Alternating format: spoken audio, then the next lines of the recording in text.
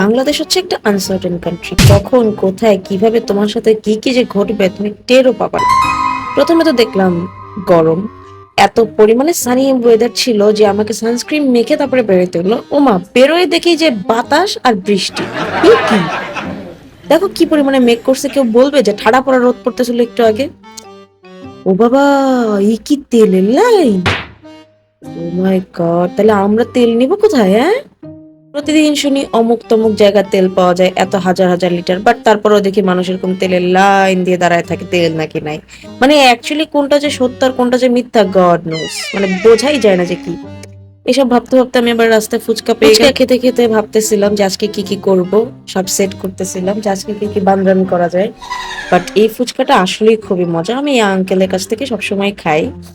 মানে সবসময় বলতে গেলে ভুল হবে, ম্যাক্সিমাম টাইমেই খাই। আমার আজকে দিনটা ভালো যাবে, ওনার হাতে ফুচকা খাইলে আমার আসলেই মনে হয় যে দিনটা ভালো যাবে।